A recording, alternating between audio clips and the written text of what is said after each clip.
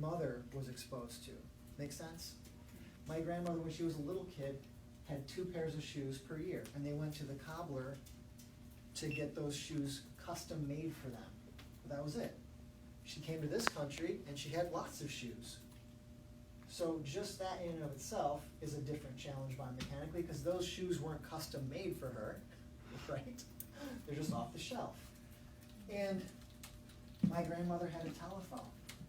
When she was in Italy, they took coals from the fire to put inside the iron to then iron clothes. They made bread from scratch every week to feed the entire household. Like, just different challenges, you know what I'm saying? And then my grandmother's daughter, my mom, had a car phone. That wasn't a thing for my grandmother. And then my generation, I had a cell phone when I was in later high school. My mom never had that. So she didn't really understand the ramifications of me having access to that technology so early on. Does that make sense? And each successive generation now, we have no idea what our kids are getting into. So now we've got social media, right? That wasn't a thing when I was a kid. Facebook came out when I was in college. And for those of you guys that remember, back in the day, Facebook you could only get if you had a college email address, number one. So all of the plebes that weren't in college couldn't have a Facebook, right? That's what made it cool. And then on top of that, there was one picture. That was it. Just your Facebook picture that was it. There wasn't like albums and stuff like that. So that was when I was in college though. As a college student, I had much more emotional maturity than somebody that's in maybe elementary school with access to the same kind of connectivity. You know, if somebody posted on my thing that they didn't like me, I didn't care because it was the internet, it was all a game. Like, we knew it wasn't real life. Then, crazy thing happened later, I graduated, and next thing you know, people are losing their jobs over the stuff they posted in Facebook when they were in college, and I was like, but that was a game! Why are they taking that so seriously? So life is changing and continuously evolving. And the reason why it's so significant is because it's not just affecting us on an emotional or a mental level, it's affecting us biomechanically in a significant way.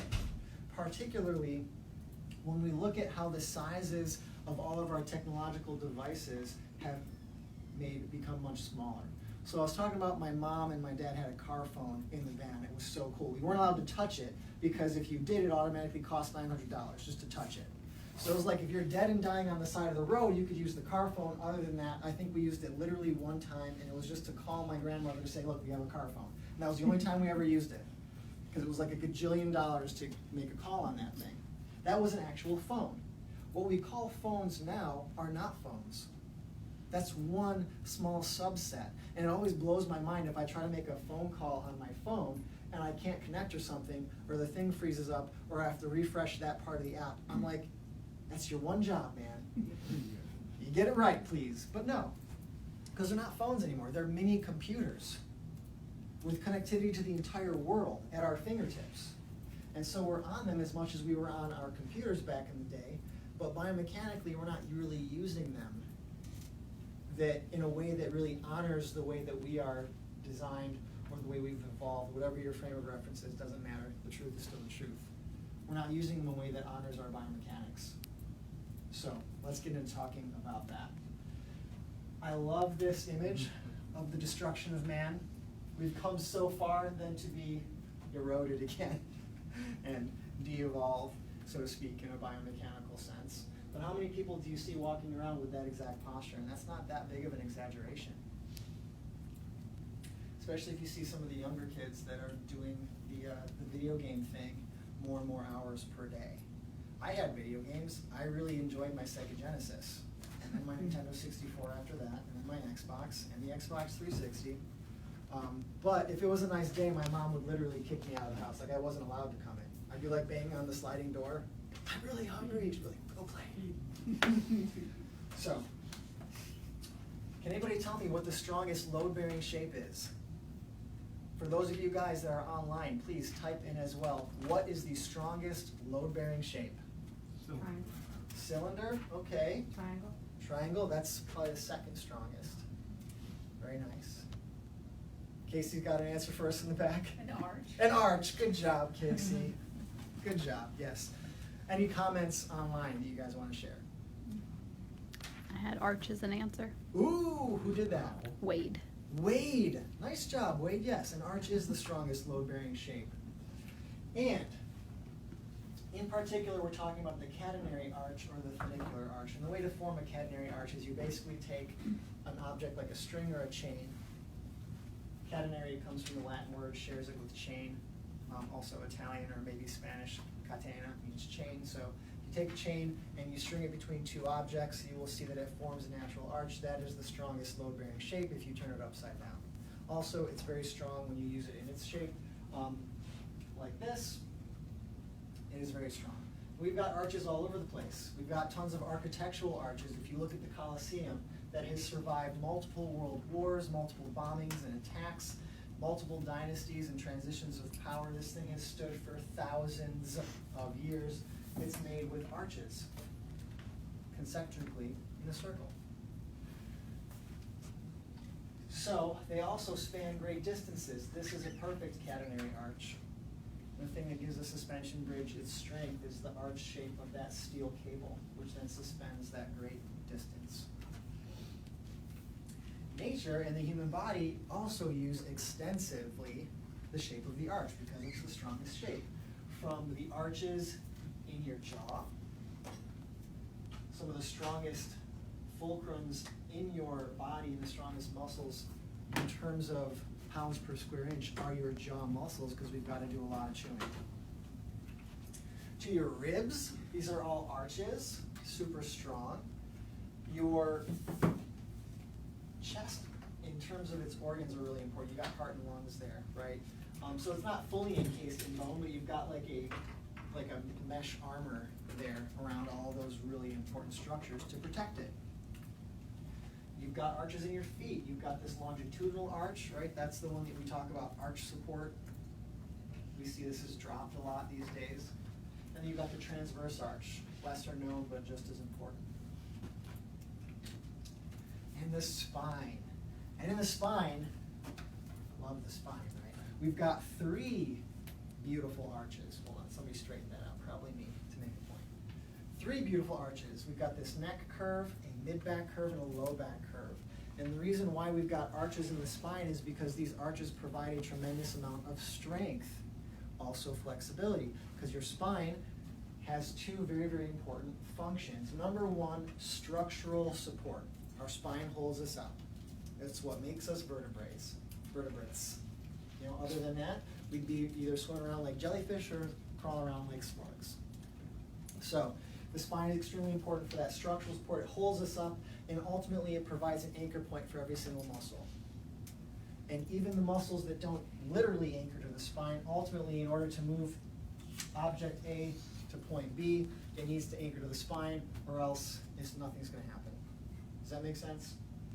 Now, even more important than that structural support, the spine also houses and protects the spinal cord, which is a vital component of the central nervous system. The central nervous system being the brain and the spinal cord.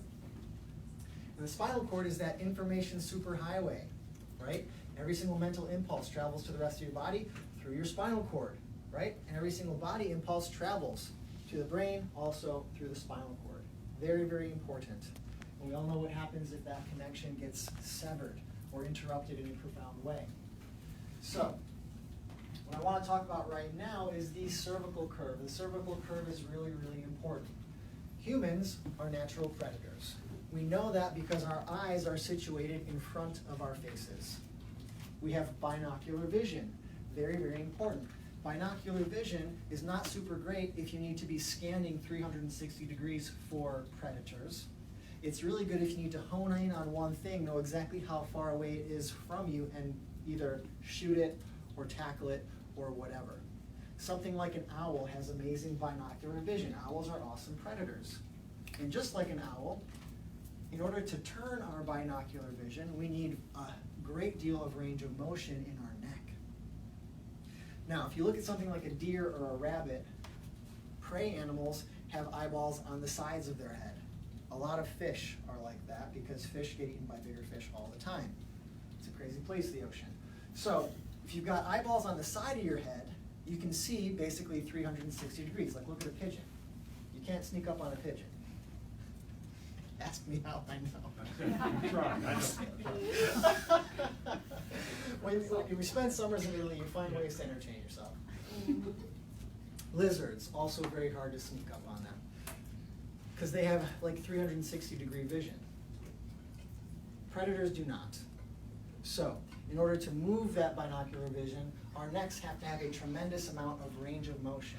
And humans have more than 180 degrees of range of motion in the neck under normal circumstances, right? So under normal circumstances, I should be able to move my head more than 180 degrees. And I've got decent range of motion in my neck. I get adjusted very often, so that's an awesome thing. That helps us move our binocular vision. So, very, very important. Now, on top of that mobility, our spine also has to provide an incredible amount of stability, because unlike an owl, our heads are very heavy. Okay? Human head weighs, on average, over 10 pounds. This is a 15-pound bowling ball. So we can say this is like the head, this is like the weight of like an adult head and like neck. Make sense? And we're going to use this guy in a moment here. So, as important as all of that structural support is, right, strength, flexibility, our spine also, like I said, protects our spinal cord. But if we look at the neck, a lot of really important structures exiting here, right? You've got the brachial plexus. That's all of the lower cervical spinal nerve roots that come together and then feed the upper extremities. So anybody heard of a stinger accident? Like, so a stinger is like if you're in football and you fall and like your head and your shoulder like stretch that way. It's called a stinger because it damages the brachial plexus. The brachial plexus is really important for innervating all of your arms, hands, upper extremities, stuff like that. Your heart.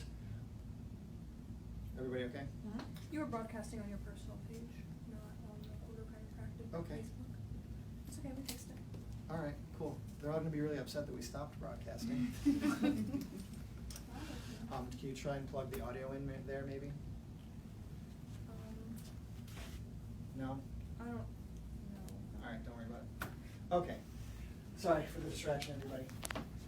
So all these nervous system structures are very, very important. So there's a delicate balance between strength, flexibility, and also protection, right?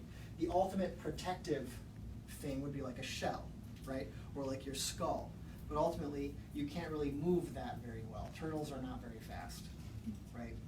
And our skulls don't have a ton of holes in them. So in order to have that delicate balance, there's a trade-off, right? Biomechanics is a trade-off between multiple functions. So we're looking at this, and this is just some of the functions we can talk about. There's a gajillion more. And these are not all of the nerves, all right? These are the ones that you would see in like a gross dissection for a very unskilled dissector. There's more on the cutting room floor than that model shows if you were to actually dissect that out. A lot of structures, very, very important. So we'll talk about the spinal cord. Spinal cord is really important. So what we're doing here is we're looking at this like this, all right? So this individual's like looking that way. You've got the disc right here. You've got the spiky parts of the vertebrae right up here. And then you've got the spinal cord right there. The spinal cord is really, really important, like we said. But you can see there's not a ton of room there where those nerves exit. So they're very susceptible to compression. Does that make sense? Just showing you guys some models here. Okay, so we're going to talk about subluxation and why that's so important, and then we can talk about what happens in Tech Neck. So does anybody remember the definition of a subluxation? Misalignment. Yes, awesome, a misalignment, beautiful. And does anybody remember what subluxation does? Two things. Thing number one. Pinches nerves. Yes, most important. Thing number two, what else does it do? Squeeze discs. Squeeze discs, okay. Thank you. You're welcome. The other thing that subluxation does starts with an A. It causes Arthritis, yes, causing arthritis. Nice job. Yeah. So, Yeah. subluxation does two things. Number one, it pinches nerves, most important. Number two, it also causes arthritis or joint degeneration, to use a more technically accurate term. Yes, now you can be super styling. So, this is an example of subluxation, pinching on that nerve, causing that arthritis. So, let's talk about what happens when we use our devices improperly, okay? I need a strapping individual. All right, awesome. Let's just get the crazy mask Yes. person. So, hold this close to your body, right? Not too bad, right? Okay, we did this before, those of you guys that follow along, right? Hold it away from your body. Pretty good. Can you hold it further? And she's shaking. Why? Because it's heavy. Awesome. Thanks, Em. Everybody give her a round of applause. Nice job. Okay, so the reason why this is easier to hold up close than it is far away is because of physics. And just using simple geometry and a 10-pound head for easy math, for every 1 inch of forward head carriage, it's adding an additional 10 pounds of force and torque at the base of the neck. So if you're carrying around a much heavier load than is designed for a structure, what happens, right? It's like if you see those trucks with the super wide stance, right? That adds exponentially more force and torque to the suspension system and ultimately destroys those wheel hubs. As a public service announcement, don't squat your trucks, people. It's a little inside joke. Sorry, I couldn't resist. So it adds exponentially more force and torque to the base of your neck, where we already saw there's a lot of really important stuff going on, right? So should we be adding exponential force where it doesn't really belong when we're talking about very, very important nervous system structures? No, absolutely not. But what happens over time? Well, when we're using our phones the wrong way, it forces our bodies to adapt to that. And when you're young, it adapts with less symptoms that we can see until we get older, and then things start to set in. Things like what? Well, headaches, heart issues, migraines, vertigo, dizziness, neuroemotional issues like depression, anxiety, scatteredness, mental fog. You know, all those things can absolutely occur when your neck is forced to deal with stresses it wasn't designed to, causing subluxations in the cervical spine, because there's a ton of really important structures here. A lot of these structures, especially in the upper cervical spine, loop back up and around to then control the blood flow to your brain. Is the blood flow to your brain something you want tightly controlled in the most ideal way? Yeah. Yeah, man. Just somebody that's addicted to caffeine, missing a cup of coffee, experiences neuroemotional problems because of that. I'm addicted to caffeine, and in the morning, I can't even form sentences until I've had a cup of coffee. And that's because my brain isn't getting the right amount of blood. Those blood vessels are all reliant on me to have that caffeine to open up and function normally. Subluxations act in the exact same way.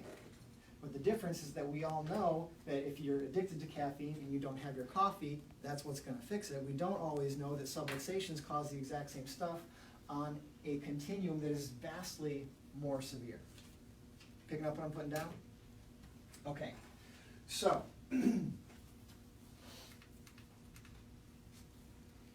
prolonged subluxation causes that joint degeneration. So if we're looking down at our devices a lot, and then when we're not looking down at our devices, we're driving in the car, and when we're not driving in the car, we're working on a computer, you can see how this can happen very, very quickly. And we're seeing this younger and younger. I usually don't do X-rays on young children, but there was this young girl I was taking care of in Virginia Beach. She was about 7 years old, chronic headaches. We weren't really getting good progress the way I wanted to, so we decided let's shoot a set of X-rays.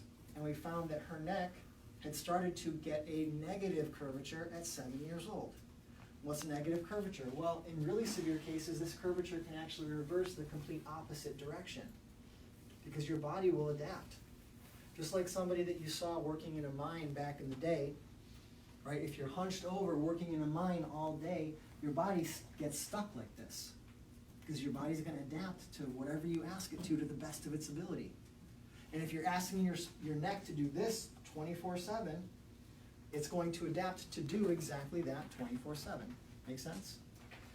The crazy thing, and maybe we can have one of our awesome team members maybe find a picture of what I'm talking about, the kids with the horns, perhaps. On that computer, please, just look up X-rays, kids with horns. So, when we're looking at the spine here, okay, there's a really important ligament that goes up the back and attaches to the back of the head. All right, and so if somebody's looking down at their devices all the time, do you see how that's going to put more stress on this ligament? And ligaments attach to bones. Bones grow, change, and react to the stress that the bone is under. And so sometimes, if there's enough stress on the attachment point of that ligament, pulling right through there, the bone starts to react and deposit more bone. Because as the tendon is pulling away, the bone is trying to catch it. Does that kind of make sense? And we see that oftentimes with like Osgood Schlatters in the knee. Anybody heard of that? It's like where you've got the tendinous insertion of the quads at the front of your like your shin, and basically this starts to grow and become this big hump. Basically, it's depositing more bone to try and anchor that tendon more so. Well, it happens in the head too. So go ahead and blow this up, please. Actually, blow up this one. This one doesn't have a line. Yes. And perfect, right there. This structure shouldn't be there. That horn is because this individual has had forward head carriage, a 28-year-old individual. Your body can do a lot of changes in 28 years. And it can change for the worse if you ask it to. And this is happening in kids younger and younger, because we are exposed to our technological devices early and earlier. This is not okay. And ultimately, it's kind of sad because we all have access to this technology, but we don't all have access to the information we need to utilize the technology that at least is in a way that honors our biomechanical makeup. Because if we're using a phone or a computer, right, if we're using a handheld computer, we really should be bringing it up to meet our gaze and get jacked shoulders, right? And if you get super tired, that means you've probably been on your computer for long enough, right? But I've seen some kids like sitting, laying on the ground with their head propped up over there, like on the wall, so that they don't have to use any muscle whatsoever to utilize their device. But meanwhile, they're just destroying their spines in the meantime. Can you guys get that image? You've seen a teenager doing that at some point. We got to start having some more awareness here of what's going on. So we've got this catchy word called Tech Neck. I love it that I've seen it other places now too. It's really, really important. And for those of you guys with kids, or maybe that will have kids or have access to children at, in some point or way in your life, this might be a picture to pull up. It's tough though, because kids are all invincible, right? And they don't really realize that what they're doing with their technology is going to cause something later down the road. But if we can do it with smoking, we can do it with Tech Neck. And ultimately, this is way worse for you than smoking. It's your central nervous system. And it's not just headaches and migraines, it's bigger stuff than that too. We can absolutely see a correlation for people that have depression with a cervical spine that is shaped like that. Absolutely. So back to the PowerPoint, please.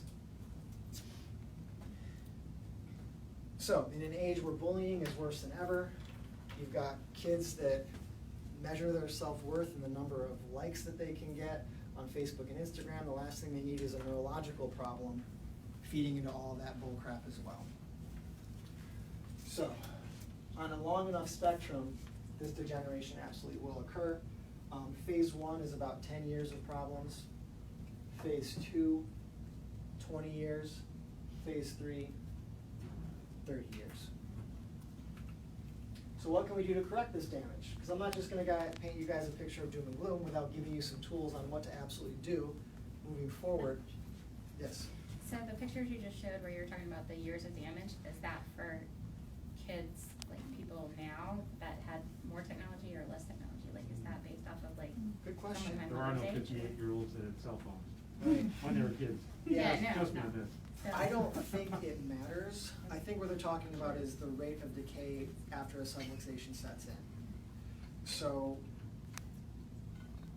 it's also not going to affect every single joint exactly the same way because, well, let me rephrase that. It's not going to affect every part of the spine in the same way. It depends on when the subluxation set in. So you'll see individuals with phase 3, like in the lower part of the neck, but then phase 2 and then phase 1 elsewhere. And if we pull up that picture of the skull again, the skull had phase 3 degenerative changes because that bone spur was enormous. However, the rest of the neck did not have the same level of degeneration. There was more phase 1 and phase 2 dispersed throughout there. So does that make sense? So good question. What I will tell you is that we are seeing phase 1 earlier and earlier than we ever have, at least clinically in practice, and all my chiropractor comrades would say unequivocally, absolutely. We're seeing more degeneration earlier because there's more stress than there ever has been. So, good question. So what can we do? Number 1, maintain better posture. This is a big deal. Bring your phone up to meet you. A cool hack is to put your arm underneath your elbow. That helps you prop it up with a lot less muscle, so you don't have to do this all the time. Tip number 2, don't care if anybody else is thinking that you're trying to take their picture. Just tell them you're using good phone posture. Make sure you're doing it all the time. Tech Neck is not just cell phone posture. It's also driving posture. It's also sitting at work posture. It's also chilling out watching TV posture. It's all the time. Maintain better posture all the time. So there are neck exercises you can do. We have an amazing spinal workshop called Spinal Exercises. You can absolutely check that out on Facebook. It is available for you guys to look at and do on your own time as well. So I had a really cool story, but I think Rachel's story is even more profound than mine. Rachel, would you like to talk to us about your spine? All right, well, let's grab your chairs and Oh, that's Rachel. flip 180. I probably showed everybody in here this already, Yeah, well, that's good. but That's that's good. fine. Okay.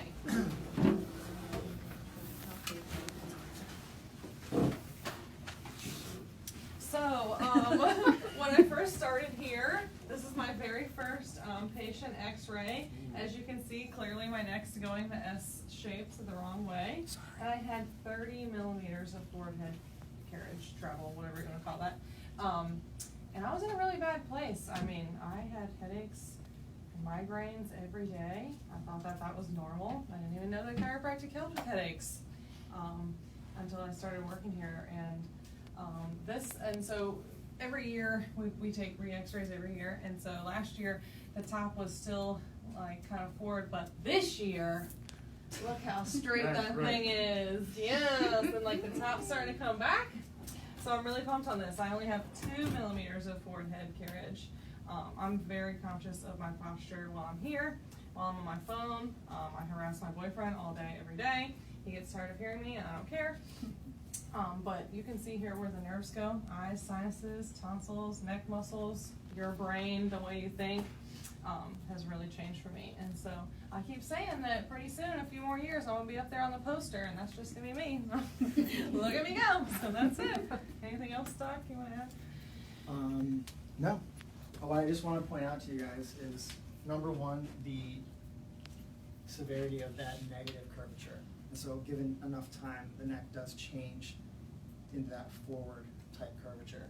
Here you can see that she still has a little bit of a negative curvature. This will change over time. What I really want to impress upon you guys is that this doesn't happen overnight. This is a 3-year difference here. So if this type of change takes 20 years to set in, we're not going to clean up that mess in a year of care. We might not clean up that mess in 2 years of care. But with enough time and dedication to a lifestyle of spinal hygiene and spinal health, amazing changes are absolutely possible. So I love Rachel's story. And I love that she works here. Really, really cool stuff. Ideal in terms of forward or rearward head carriage, we like to see within 5 millimeters. That gives us really good stability and alignment in the neck. And then ideally 30 to 40 degrees of forward curvature. That cervical lordosis is going to be ideal. So stuff for you guys to shoot for. Change is absolutely possible. Okay, so with that, I do want to give you guys an opportunity to air any questions that you might have. Any questions from our online world? Okay, fantastic. Kayla, make sure you give that to Kalina, because if we can save it, we will, and then post it up on other social later for the technical difficulties. So, all right, everybody. Awesome. Please do me a ginormous favor. I cannot do this without you. The job is just too big. There's too much misinformation out there. There's too many people doing the wrong thing, not because they want to be unhealthy or because they don't care about their spine. It's because they just don't know. This is all brand new. When cigarettes first came out, medical doctors were prescribing them. Okay, there's just ignorance out there.